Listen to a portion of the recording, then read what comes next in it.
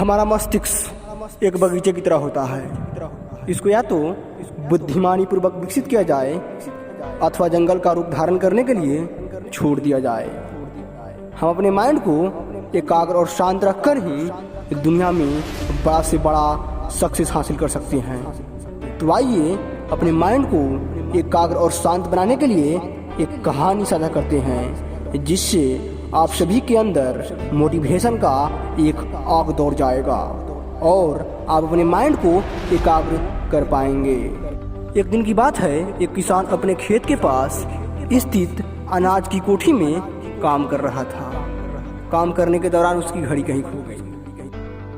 वह घड़ी उसके पिता द्वारा उपहार में दी गई थी। इस कारण से उसका उस घड़ी से भावनात्मक लगाव था। उसने वह घड़ी ढूंढने की बहुत कोशिश की। कोठी का हर कोना छान मारा, लेकिन घड़ी कहीं नहीं मिली। हताश होकर वह कोठी से बाहर आ गया। उसने देखा वहाँ कुछ बच्चे खेल रहे हैं। उसने बच्चों के पास बुलाकर उन्हें अपने पिता के द्वारा दी गई घड़ी को खोजने को कहा।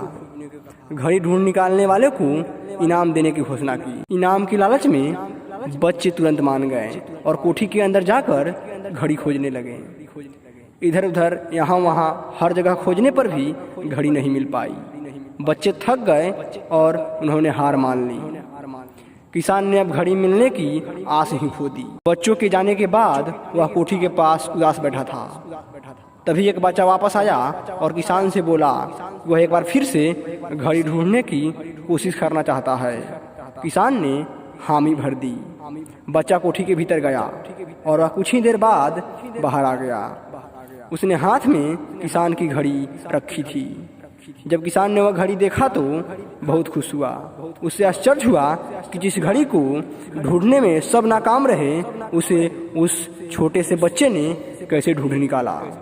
पूछने पर बच्चे ने बताया कि कोठी के भीतर जाकर वह चुपचाप एक जगह खड़ा हो गया और शांति से सुनने लगा कि घड़ी की टिक टिक की आवाज़ कहाँ से आ रही है। उस आवाज़ की दिशा में खोजने पर उसे घड़ी मिल गई। किसान ने बच्चों को शाबाशी दी और इनाम देकर विदा कर दिया।